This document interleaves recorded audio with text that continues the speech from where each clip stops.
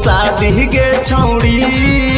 कहिया करबी बोले तहू शादी गे छौड़ी तय अपन जवानिया बाटही गौए में पर शादी गे छौड़ी तय अपन जवानिया बाटही गौए में पर शादी गे छौड़ी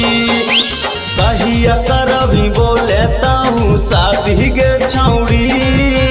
कहिया करबी बोले तहू शादी गे छौड़ी तय अपन जवानिया बाटही गौए में पर शादी गे छौड़ी तय अपन जवानिया बाटही गौए में पर शादी गे छौड़ी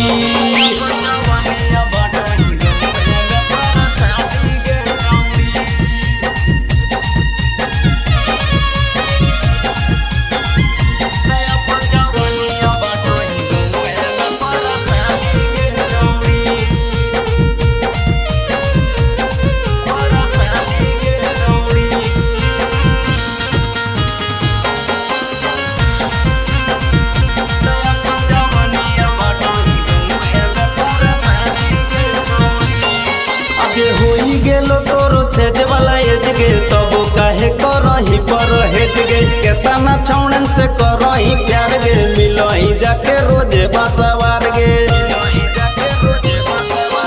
होई गेलो तोरो सेज वाला एज गे तब काहे करही पर हेज गे केतना छौड़न से करही प्यार गे मिलही जाके रोजे बासवार गे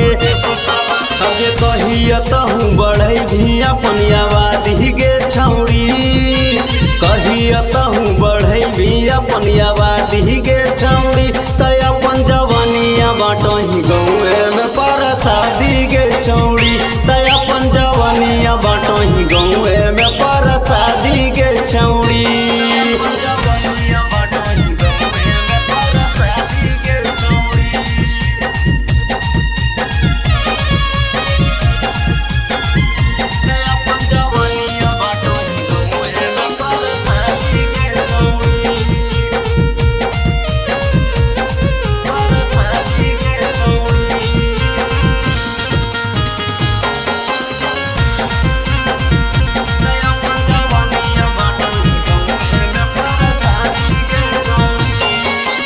काहे करही तहू ऐसन बोल गे जैभी ससुरबा खुली जैतो पोल गे पूछा तो सैया तक कौची बतैबी बाद में छौड़ी बड़ी पचतैबी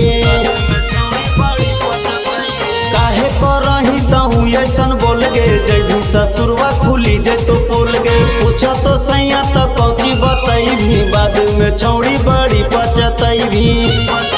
आगे निखलेस कर तो जवानी के तोर बर्बादी गे छौड़ी